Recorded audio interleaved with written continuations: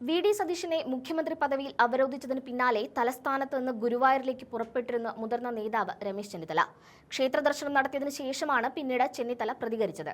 മുഖ്യമന്ത്രി വി.ഡി. സതീശന് എല്ലാവിധ പിന്തുണയും നൽകുമെന്നാണ് ഗുരുവായൂരിൽ രമേശ് ചെന്നിത്തല പറഞ്ഞത്. ഇതിനുശേഷം ചെന്നിത്തല അയഞ്ഞുവെന്നും മന്ത്രിസഭയിൽ ഉണ്ടാകുമെന്നും മാധ്യമങ്ങൾ വാർത്തയെഴുതി.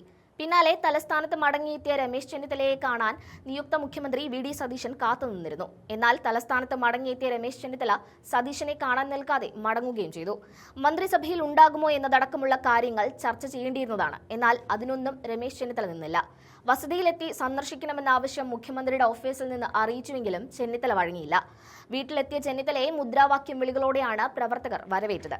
മാധ്യമപ്രവർത്തകർ വളഞ്ഞപ്പോൾ തനിക്കൊന്നും പറയാനില്ലെന്ന മറുപടിയാണ് രമേശ് ചെന്നിത്തലയിൽ നിന്നുണ്ടായത്. ആ ദൃശ്യങ്ങൾ കൂടി ചേർക്കുന്നുണ്ട്, കണ്ടുനോക്കാം.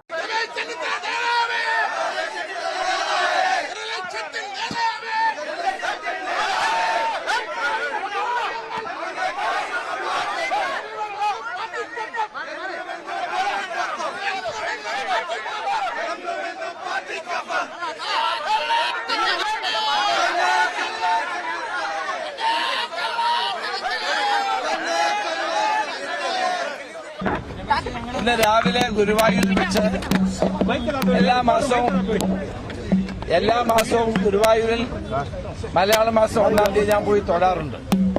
ഇന്ന് രാവിലെ അവിടെ ചെന്നപ്പോൾ പത്രപ്രവർത്തകരോട് ഞാൻ കാര്യങ്ങളൊക്കെ പറഞ്ഞിട്ടുണ്ട്. അതിനപ്പുറത്തേക്ക് എനിക്കൊന്നും പറയാനില്ല. എല്ലാ കാര്യങ്ങളും രാവിലെ ഗുരുവായൂരിൽ വെച്ച് മാധ്യമ പ്രവർത്തകരോട് ഞാൻ പങ്കുവച്ചതാണ്. അതിൽ കൂടുതലൊന്നും പറയാനില്ല.